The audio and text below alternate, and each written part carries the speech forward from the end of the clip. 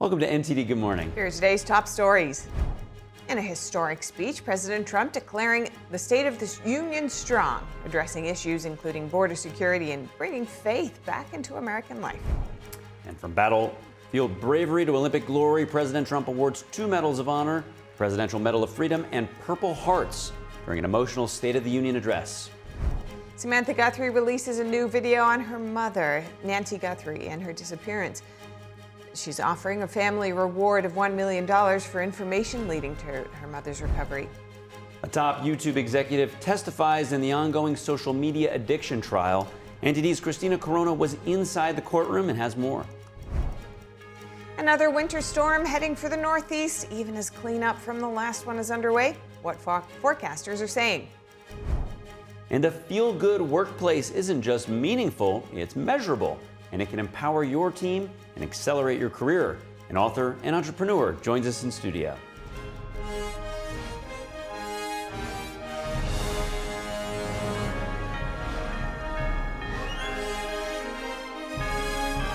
This is NTD Good Morning. Live from our global headquarters in New York City, here are Stephanie Cox and Carrie Dunst. Good morning. Great to have you with us. Today's Wednesday, February 25th. You're watching NTD Good Morning. In today's top news, President Trump declaring the State of the Union strong.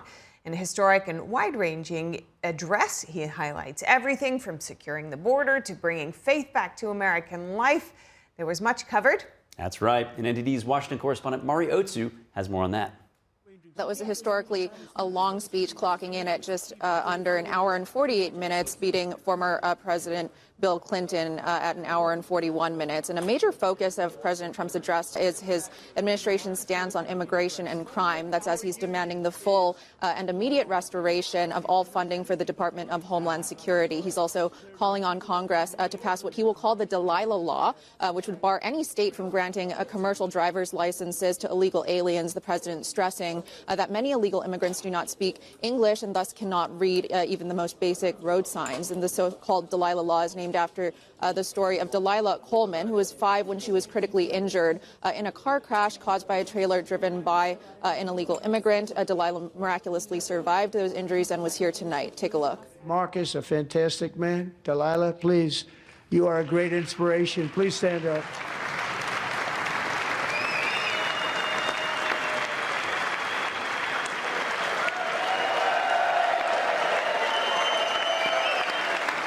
So tonight I'm inviting every legislator to join with my administration in reaffirming a fundamental principle. If you agree with this statement, then stand up and show your support. The first duty of the American government is to protect American citizens, not illegal aliens.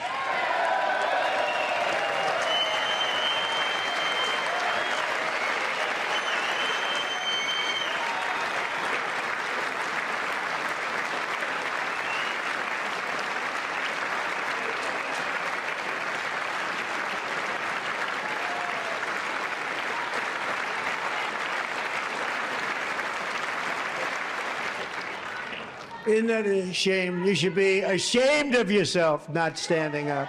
You should be ashamed of yourself.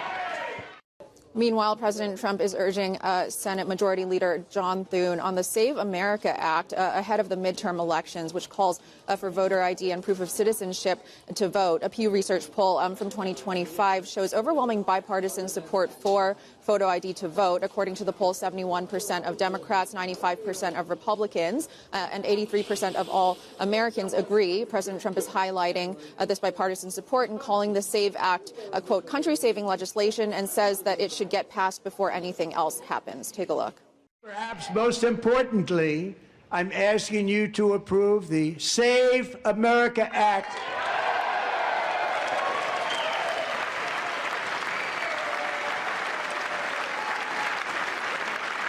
To stop illegal aliens and others who are unpermitted persons from voting in our sacred American elections. That cheating is rampant in our elections. It's rampant. It's very simple. All voters must show voter ID.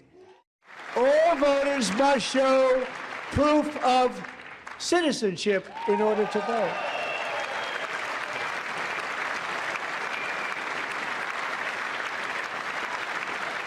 And no more crooked mail-in ballots except for illness, disability, military, or travel.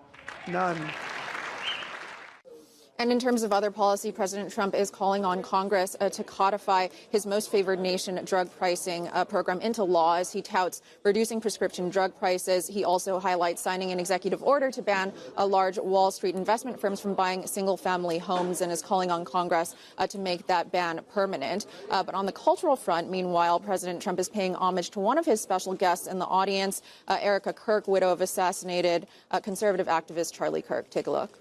That during my time in office, both the first 4 years and in particular this last year, there has been a tremendous renewal in religion, faith, Christianity, and belief in God. In Charlie's memory, we must all come together to reaffirm that America is one nation under God, and we must totally reject political violence of any kind. I'd be remiss to not point out a rare moment of bipartisan standing ovation when the Olympic men's hockey team entered the chamber at the top of President Trump's address. And for all of these reasons, I say tonight, members of Congress, the state of our union is strong. And to prove that point, here with us tonight is a group of winners who just made the entire nation proud. The men's gold medal Olympic hockey team. Come on in. What a special job you did. What special champions you are. Thank you very much. And President Trump's announcing that he'll award the Presidential Medal of Freedom to Team USA hockey goalie Connor Hellebuyck. Hellebuyck made 41 saves, many of them spectacular, during the U.S.'s victory over Canada this past weekend. Reactions poured in after President Trump made history last evening, giving the longest State of the Union address. NTD's Melina Weiskup brings us reactions. Good to have you with us this morning, Melina. What a long night, but a great night. First, talk to us about Democrats' counter-messaging to last night's address.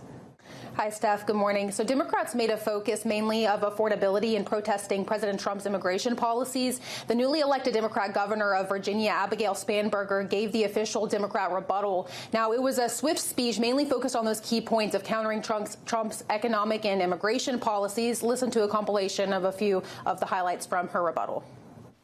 So I'll ask again. Is the president working to make life more affordable for you and your family? We all know the answer is no. And yet, our president has sent poorly trained federal agents into our cities, where they have arrested and detained American citizens and people who aspire to be Americans. Those who are stepping up now to run will win in November because Americans, you at home, know you can demand more, and that we are working to lower costs. Now, Democrats mainly chose Spanberger to give the Democrats' response because she represents an area that Democrats just took back from Republican control in the most recent election in Virginia. As for Republicans, of course, they were celebrating what they say was a long speech because of a long list of wins on their side so far. Here's a few highlights from the Republican side. It was a great speech tonight. I think it was one of the best State of the Unions in history. It was officially the longest one because he had a lot of wins to tout and a lot of great messages to present to the American people. He talked about the foreign investment in the United States that he has brought back into the United States. In just 12 months, President Trump has brought $18 trillion worth of foreign investment into the United States, where Joe Biden, across his entire 4 years in office, brought less than $1 trillion back in. I don't think that you could highlight a stat that shows a greater disparity between one administration to another. President Trump just asked a simple question, to stand up if you support American citizens or do you support illegals in this country. I didn't see hardly any Democrats standing in the chamber. And you know what? That's just a simple thing that, stand with the American people. Stand with. Now, Steph, there were some moments during the speech where you could see the sharp divide between the parties on the immigration issue. When Trump touted his immigration action, two progressive lawmakers tried to heckle him. But for the most part, Democrats silently protested throughout the speech. House Minority Leader Hakeem Jeffries actually told members before last night's speech that if they were compelled to have outbursts, to not attend the speech at all and to protest instead by just not going. Now, President Trump actually took time to point out the silent protest style on the Democrat side. When he was talking about his attempts to end violent crime, he highlighted the fact that Democrats chose to stay seated. Here's Trump. How do you not stand? How do you not stand? I'm asking this Congress to pass tough legislation to ensure that violent and dangerous repeat offenders are put behind bars, and importantly, that they stay there. Yeah, so Melina, there are certainly clear divides on many issues, but during last night's speech, there were also a few moments of unity, quite remarkable, actually. Talk to us about what issues clearly bring the two parties together. Yeah, so these moments were mainly seen when certain special guests were recognized, like when the president actually surprised a guest named Alejandra Gonzalez. She was reunited at the speech with her uncle Enrique, who was actually returned back to the U.S. after being kidnapped from former Venezuelan dictator Nicolas Maduro. So Democrats cheered with Republicans when that unity happened at that moment. President Trump also recognized Erica Kirk, whose husband Charlie Kirk, of course, was assassinated last year. When the president called for an end to political violence, Democrats also joined Republicans in standing up to show support on that front. But as for the policy front, Steph, the only moment of unity was around Trump's call to ban congressional stock trading. Lawmakers are actually currently ramping up efforts to get the ban on stock trading passed after years of effort on it. And that was quite a show of support. A few speckled standing ovations here and there on the other side, but plenty to unpick. Thanks so much for your update, NTD congressional correspondent Melina Weisskopf. And President Trump presenting several major honors during his State of the Union address last night. Trump recognized members of the military, first responders, and an Olympic athlete. NTD's Daniel Monahan has the key takeaways. Two military pilots received the Medal of Honor. Captain Royce Williams, a 100-year-old Navy veteran, was recognized for his combat service. Trump says Williams flew a secret mission involving what Trump called a legendary dogfight during the Korean War. Flying through blizzard conditions, his squadron was ambushed by 7 Soviet fighter planes. It was his first aerial combat of the war, and despite being massively outnumbered and outgunned, Royce led the takedown of 4 enemy jets. While Chief Warrant Officer Eric Slover was honored for leading the operation that resulted in the capture of former Venezuelan dictator Nicolas Maduro. I would now like to ask General Jonathan Braga to present Chief Warrant Officer Slover with our nation's highest military award, the Congressional Medal of Honor. Slover led the first Chinook flight to reach Maduro's heavily fortified Caracas compound, which was defended by thousands of soldiers. Despite taking multiple gunshot wounds to his leg, Slover completed the mission and got his crew home. Turning to sports, the president welcomed the U.S. men's Olympic hockey team to the chamber. Here with us tonight is a group of winners who just made the entire nation proud. The men's gold medal Olympic hockey team. Come on in.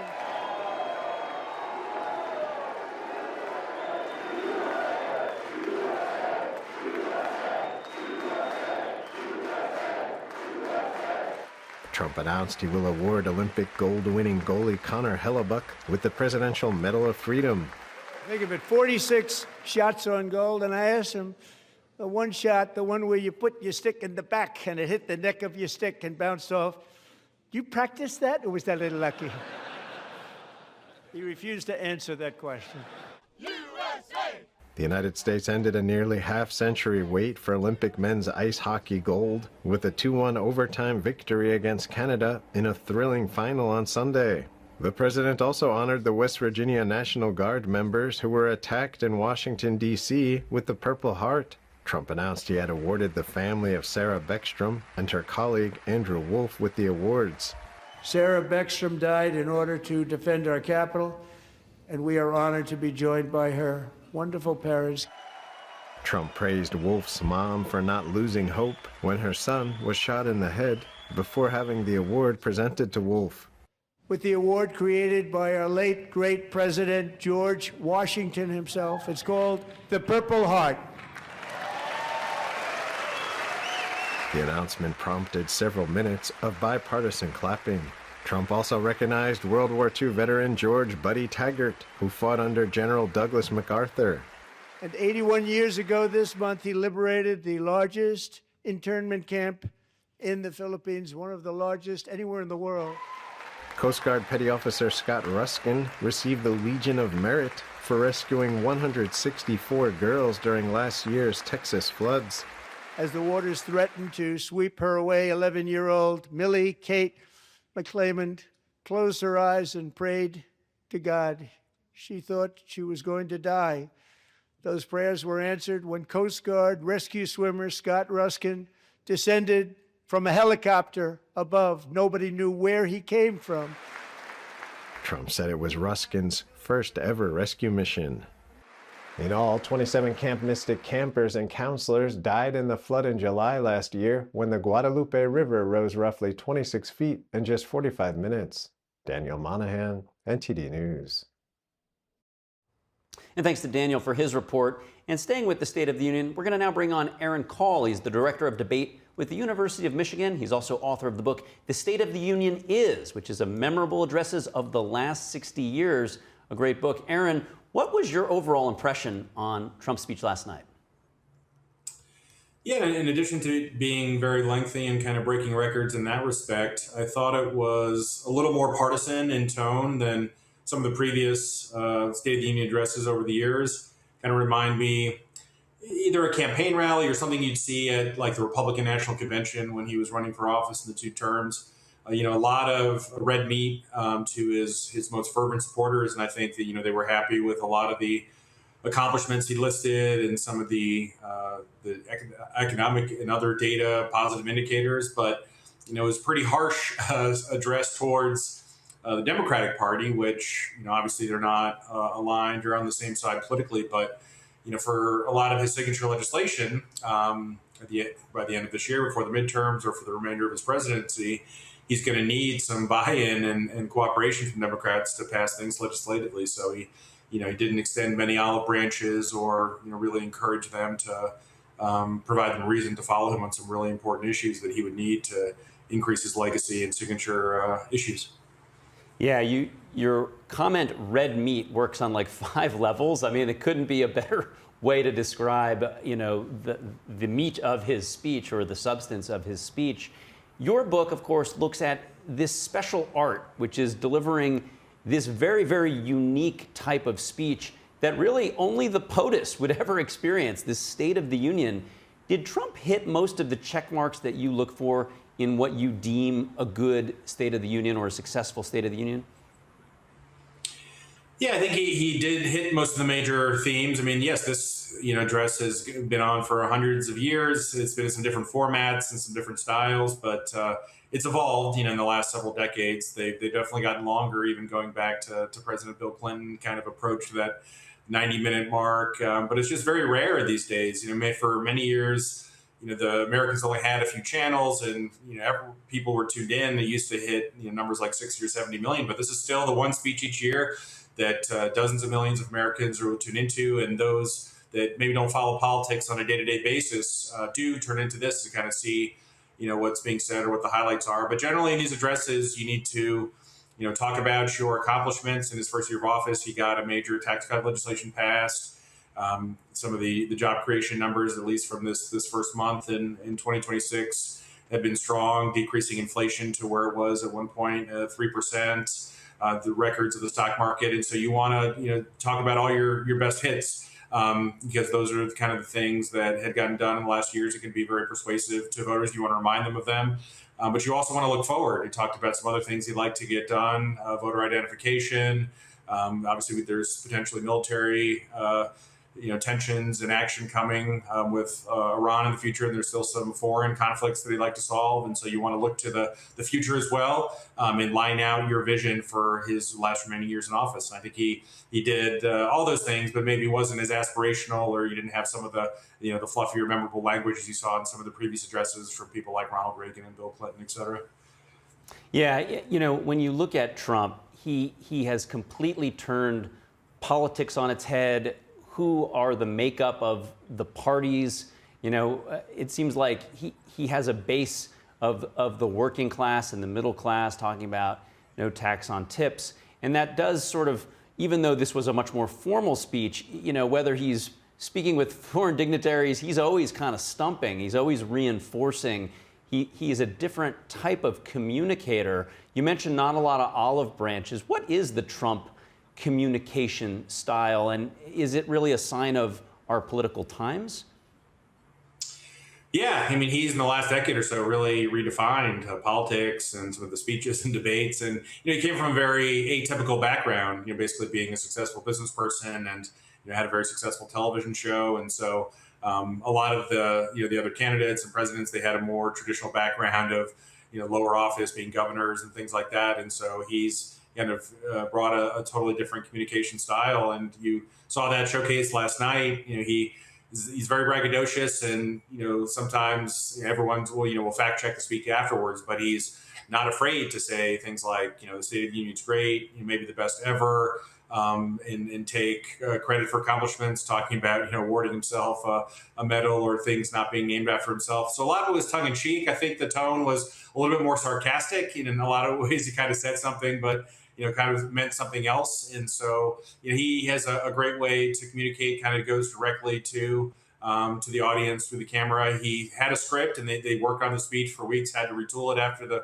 Supreme Court decision on tariffs. But he did a good job of both kind of going off script sometimes, and also has a pretty good sense of humor. And I think that came across in a few places. But people are certainly kind of used to him. And as you mentioned, this new coalition that he's cornered with African American support, Latino support, which is a little bit different for a typical Republican establishment candidate. He's brought all those things together and tried to mix that new coalition with policies he thinks that would help them and get them back in the fold as we approach the midterm elections in November. Yeah, you used the word braggadocious. It almost makes me think of like Muhammad Ali in his time. People loved him and people hated him because he said things that you just didn't say. You didn't brag. And now we see that from our president, and it's just, how will this be remembered in 20, 30 years? Time will tell. Really appreciate you breaking down his speech, though, in that context. Aaron Call, thanks for joining. Of course, anytime. Historic speech in many ways. All right, up ahead, still to come, the Northeast is bracing for another winter storm, even as it's digging itself out of the last one. No rest for the weary here in New York. Staying right. in New York, police, though, are looking for suspects accused of pelting officers with some of that snow. And Samantha Guthrie releasing a new video on the disappearance of her mother, Nancy Guthrie, offering a family reward of $1 million for information leading to her mother's recovery.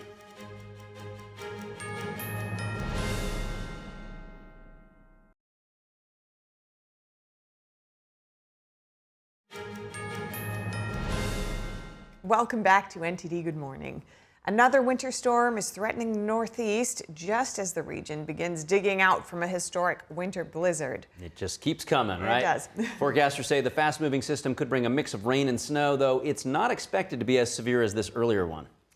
Officials warning even light accumulation could worsen travel and hamper cleanup efforts in cities already struggling with massive snow piles, but it does look quite beautiful. Yeah, that's the silver lining for sure. Now, the New York City Department of Sanitation, they're issuing a winter operations advisory beginning today in anticipation of this next storm. And power is now starting to return to hundreds of thousands of customers across the region.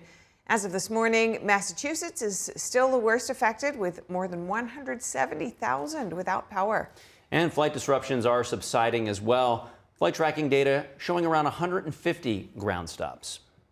New York City police are searching for suspects who allegedly struck officers with snow and ice in Washington Square Park. Police are also criticizing the New York City mayor's response to the incident. Here's more. The New York City Police Department has released photos of suspects they say attacked officers with snowballs.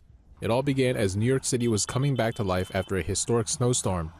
Investigators say 2 NYPD officers were responding to reports of a disorderly group in Washington Square Park Monday, when they were repeatedly struck in the head, neck, and face. Police say the officers were taken to a nearby hospital in stable condition, and as of Tuesday afternoon, no arrests have been made. Video of the confrontation quickly went viral, showing officers being pelted as they walked through the park. New York City's Mayor Zohran Mamdani's response to the incident is drawing scrutiny. He urged New Yorkers to treat officers with respect. They and our entire city workforce deserve to be treated with respect. The only person in our city's workforce who deserves to be treated with a snowball is me. But also said the videos showed kids just having a snowball fight. Look, I've seen the videos of this snowball fight. I think that it was a snowball fight. Police Commissioner Jessica Tisch disagreed, calling the behavior criminal and saying detectives are investigating. The NYPD police union condemned Mamdani's response, calling it a failure of leadership. The union's president, Patrick Hendry, saying, "This was not just a snowball fight. This was an assault by adults that landed 2 officers in the hospital." Republican Senator Marsha Blackburn also weighed in on Fox News Tuesday. The city council, the mayor, speak up, support the police, stand with law enforcement, and stop trying to make villains out of law enforcement officers and make heroes out of people that are villains. Police describe the suspects as roughly 18 to 20 years old. They're urging anyone with information on the suspects to come forward. And now we're going to go back to the State of the Union address and the conversation around it. Joining us now to talk about it is Jeff Crier. He's the political analyst and host of Ringside Politics. And Mike Leon, host of the Can We Please Talk podcast, as well as the lead anchor with the Legal Podcast Network. Gentlemen, great to have you with us. There's so many fireworks last night. Lots of sweet moments and, of course, lots of divisive moments. Jeff, let's get your initial reactions. Oh, I thought it was a home run. I was just mesmerized by it. What I loved was all the heroes that were identified, the hockey team, the military heroes, the everyday Americans that had suffered from violence of illegal aliens. The president gave out a lot of awards, Purple Hearts, Congressional Medal of Freedom. I mean, it was inspiring to me. I thought it was his best State of the Union. I thought it's going to do well with the American people. A lot of themes that he hit on, I think, were popular ones. So we'll see when the polls come out. But right now, my take is that it was a very successful speech, and the president, from looking at him afterwards, seemed to be pretty pleased with it. Yeah, and certainly the longest speech, if nothing else, right? Mike, love to get your reactions. Great to see you as well. Yeah, good to see you, Carrie and Jeff. I wouldn't classify it as a home run, obviously, because of my political leanings. Maybe a single. He's on base for sure. There's a couple of things that I agree with from the speech last night. You know, I would have stood up and clapped about insider trading and banning, members of Congress from doing that. Not sure why there were anybody sitting in the room from that. My problem is the person that's leading that has, kind of made money while he's been in political office. So I am behind that in theory. I think we do need to do something about cashless bail in this country. That story in North Carolina of that poor girl getting stabbed on that subway station or bus, I believe it was, is horrific. And it speaks about the different issues that we have across different states with respect to cashless bail. There's a bunch of different things that I actually agreed with the president on yesterday that I was kind of nodding along as we were doing our episode last night live. But then there's some things that you just can't get past numbers wise, right? Gas on a national average is $2.37. The Federal Reserve Bank of New York found that 90% of American households are paying the brunt of tariffs and the impact of tariff costs, about $1,000 to $1,300 per family, right? So there are things from an economic standpoint, and Trump's approval rating that is continuing to go down. His support amongst Latino community like myself, not necessarily me, I'm talking about Latinos in general, is down to about 22% from where it was at the 24 election cycle. So I think those are things that he has to reckon with, and those are things that yesterday from the speech, I think he didn't do as much, which I thought he would. He didn't do as much of revisionist history and things like that. There were a couple of moments when he talks about inheriting inflation. He inherited 3%, not 9%, where it was with Biden in July of 2022. So there are some things that I actually took from the speech that I thought Donald Trump was going to revert back to his old ways, and he actually didn't do that. So for that, I'll give him the base hit, Kerry. All right, a base hit from Mike, and that's certainly better than what we potentially were expecting from you. But you bring up some really interesting and important points about the kitchen table issues in economics, not macroeconomics, but household economics. So, Jeff, I'd like to get your reaction to Trump's speech last night. Particularly, did he reinforce to what's going into the midterm cycle, a momentum on the economic issue? He focused on the economy. It wasn't a lot about foreign policy. It was mostly about the economy. I thought the president, talked about how things are looking better as far as prices. Obviously, gas prices are way down. Egg prices are down. He said meat prices are going to be coming down. He talked about issues that everyday Americans can relate to. Inflation was 9% in 2022 under Biden. It did come down toward the end of Biden's term, but it takes a while to recover from, a hit like that to the economy. So the president in a year, I think, has had stabilized the unemployment rate. The growth is occurring in the economy. Interest rates have come down a few times. Inflation is down. I think that's affordability. Gas prices are way down. So when you look at the overall economic situation, I think it's only going to get better with the one big, beautiful bill. That's going to be more tax cuts for the American people. So he's got a lot of good things that have happened. More good things are going to be happening in 2026. So that's why some Republicans are confident about the midterm. They think that, with the economy getting better, with people having more money in their pockets, that the American people will vote Republican to keep it going. So we'll see. But again, I'm glad the focus was on the American people and on domestic issues last night. Yeah, and I do want to play this sound clip. Was potentially one of the more polarizing moments. Let's play that now. If you agree with this statement, then stand up and show your support. The first duty of the American government is to protect American citizens, not illegal aliens.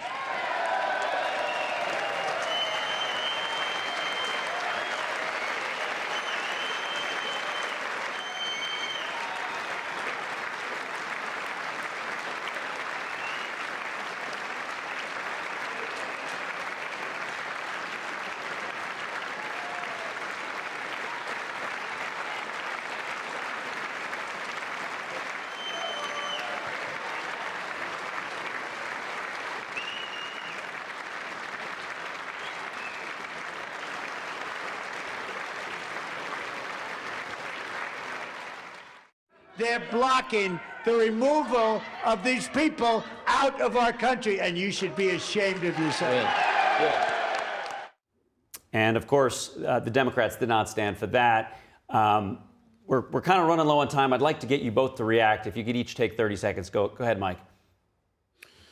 Yeah, again, he set a trap there and very well crafted by whoever wrote that trap there. But the facts are, look, if we want to protect American citizens, what happened in Minnesota with respect to ICE operations and enforcement and the killings of Renee Good and Alex Preddy, we're not protecting American citizens in that vein. We have to start treating people with human efforts in mind, right? There's no reason why we can't have an ICE and folks that are enforcing the laws on this books, but also understanding the human element, right? Like we should be getting rid of the bad hombres, not necessarily the people that have been here for decades, like my daughter's teacher who just recently got deported back to Honduras down here in Miami. And now my daughter, without her teacher, who is asking me questions. And that's a real thing that happened at Banyan Day School down here in Coral Gables, Florida. So, that's just a person that's contributing to society. That's not somebody that should have been caught up in these operations. So we have to start having the human element to it. I get why Democrats didn't stand, but that statement was definitely a trap set by the president, or well set trap by the president.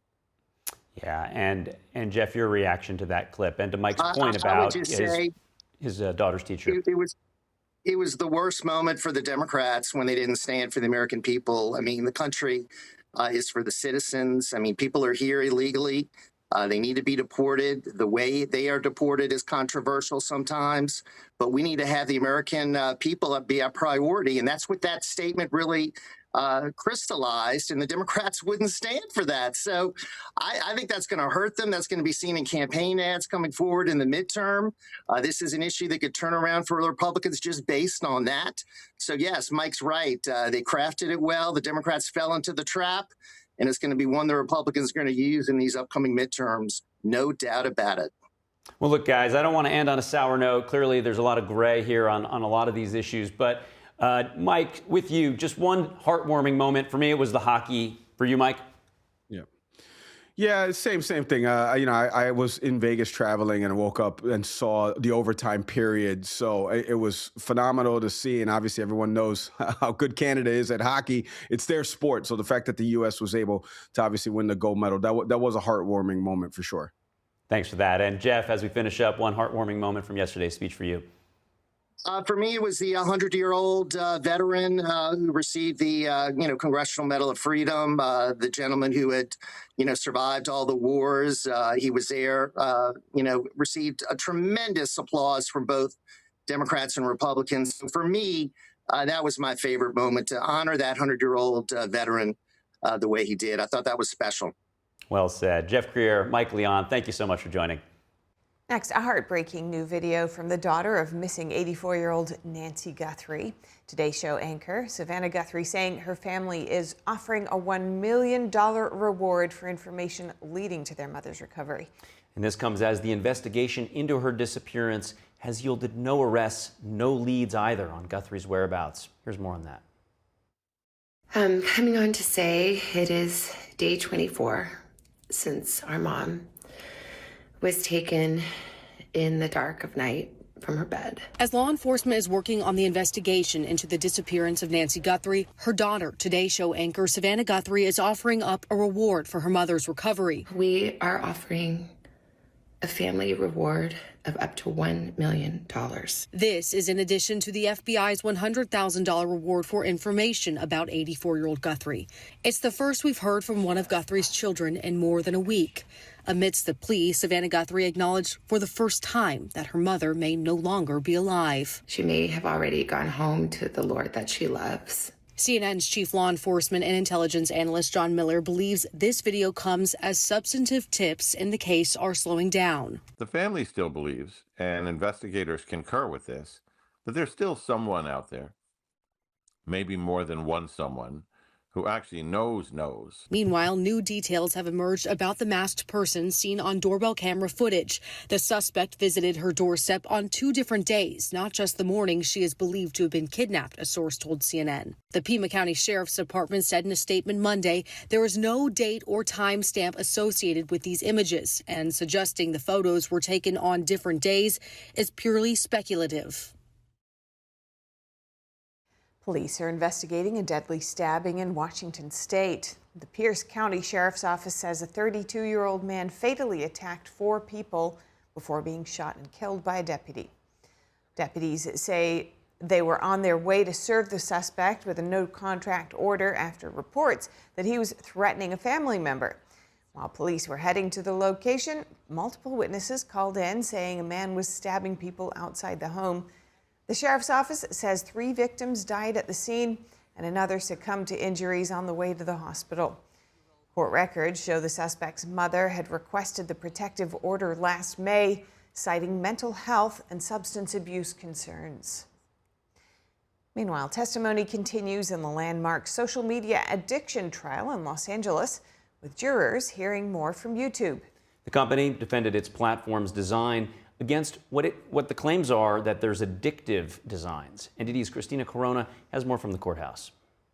It's week 4 of the social media addiction trial, with testimony continuing today as YouTube's Vice President of Engineering, Christos Goodrow, took the stand. He argued that YouTube is designed to provide value to users, not maximize time or cause addiction. Before the testimony began, proceedings were delayed about 30 minutes after jurors asked the judge to again review legal instructions, including how social media companies may be held liable if a platform's feature is found to be negligent or to contribute to harm. Goodrow, who has overseen YouTube's recommendation algorithm for 15 years, defended the platform's design, saying YouTube is intended to help users quickly find content they value, not to keep them watching endlessly. Plaintiff attorney Mark Lanier pressed him, pointing to internal internal company goals aimed at reaching 1 billion watch hours per day, along with features such as recommendations, autoplay, and short-form videos or YouTube Shorts. Lanier argued those tools encourage compulsive viewing and compared recommendation systems to slot machines that keep users engaged. However, Goodrow pushed back, saying that excessive scrolling would actually signal a failure of YouTube's recommendation system. He also highlighted safeguards that were introduced over the years, including screen time reminders, bedtime alerts, parental controls, and the separate YouTube Kids app designed specifically for younger users. The lawsuit centers on claims brought by a now 20-year-old woman who alleges social media platforms were negligently designed and contributed to mental health harms. The plaintiff, known as Kaylee GM, is expected to testify this week. Reporting from downtown Los Angeles, Christina Corona, NTD News. Thanks to Christina for that.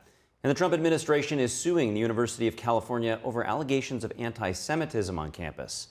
The Justice Department says administrators at the LA campus allowed a hostile work environment to develop for Jewish as well as Israeli faculty and staff. Attorney General Pam Bondi said UCLA administrators allegedly allowed virulent anti-Semitism to flourish on campus. Bondi alleges the problem worsened after pro-Palestinian protests in 2024. Prosecutors allege that Jewish professors were assaulted, Jewish students were not allowed in certain parts of campus, and swastikas were graffitied on university buildings. The DOJ says the university failed to discipline anyone formally, despite hundreds of complaints, and Jewish employees were forced to take leave, work from home, or even leave their jobs. UCLA says it has taken steps to improve campus safety, reorganize the Office of Civil Rights, as well as combat anti-Semitism through dedicated initiatives. And the Coast Guard has reinstated 56 service members who were discharged for refusing to comply with the 2021 COVID-19 vaccine mandate. Officials say the members have been fully restored to duty with back pay and retroactive benefits. Homeland Security Secretary Kristi Noem called the move a victory for religious, personal, and medical freedom for all Americans. The reinstatements follow an executive order that was signed by President Trump in January 2025, directing the military to allow discharged troops to rejoin with their full back pay. The Coast Guard's Board of Correction of Military Records approved the reinstatements earlier this month, restoring rank, seniority, as well as other benefits. More than 8,000 service members were discharged across the military under this mandate. And coming up, what do Americans think about the current state of our union? And what are some of President Trump's most notable accomplishments? We'll be hearing from the people.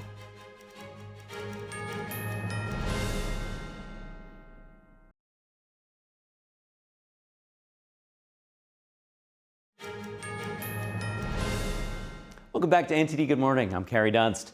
If you're just joining us now, here are some of today's top headlines.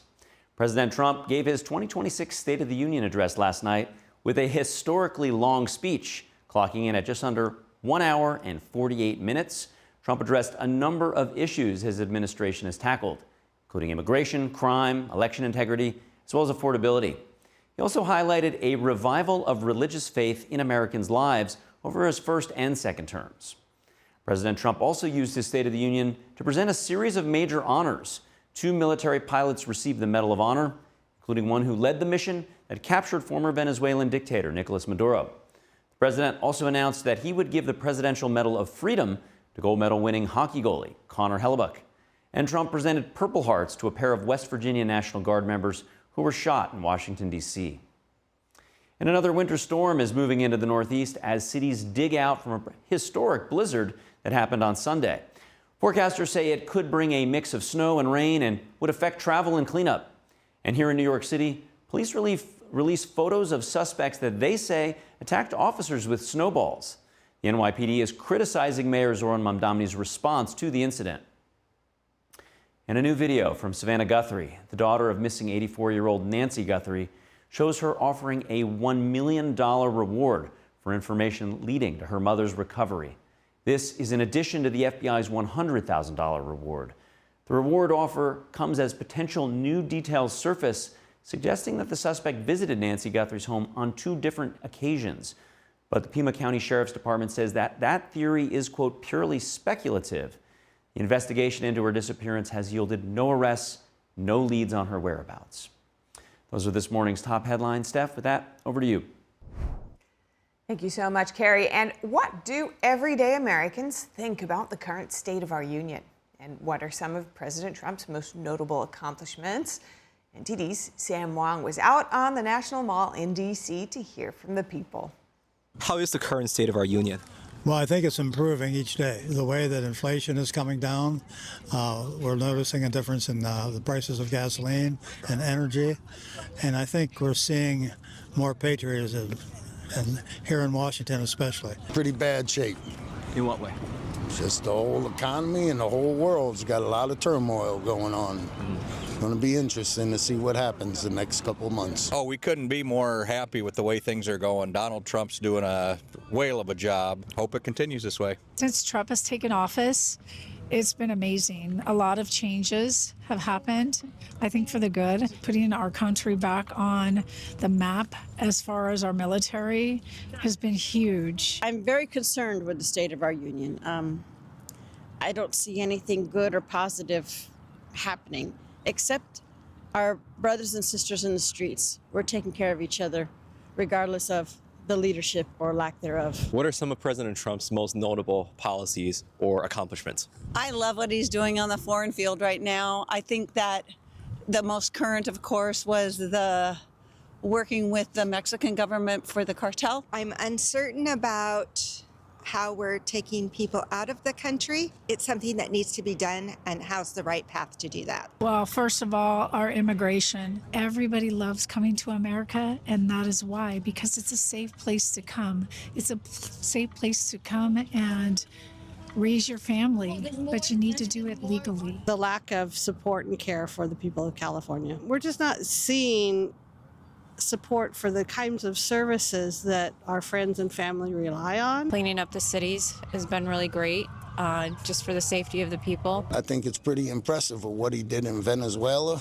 and it's going to be interesting to see what happens with Iran in the next couple of weeks. Taking care of our immigration crisis, he's taking care of our tariffs, and he's bringing jobs back to America. Even talking about other things like the stock market, it's been off the chart. I like the fact that he's trying to put tariffs into place and control how we've deindustrialized our country. I love America first because we have all our citizens should be taken care of first. Peace through strength is a big one. And I think we need to be recognized as a country that is a God-fearing country and a country that wants to do the right things. For 250 years, we've helped other countries. And I think we can all take pride in that. And Spirit Airlines, once at risk of shutting down, has reached a deal to stay in business. The budget carrier saying yesterday it has reached an agreement with creditors. It'll be able to exit bankruptcy later this spring or early summer. The airline has filed for bankruptcy twice and struggled with losses since the pandemic reshaped travel demand. Under the deal, Spirit remains independent but much smaller. The airline has sold planes, cut staff, and will fly nearly 40% fewer flights this summer. Spirit says it will focus flights on busy travel days, using planes more on peak days, and they're going to cut back on slower periods. The airline also plans to expand its premium seating options, including Spirit First and Premium Economy, and boost its loyalty programs to keep customers coming back. Spirit's CEO said the carrier will emerge leaner and better positioned to compete on price. Coming up, a feel-good workplace isn't just meaningful, it's also measurable, and it can empower your team and accelerate your career. An author and entrepreneur of this very book here that we're looking forward to speaking with her about is joining us in studio. Stay tuned.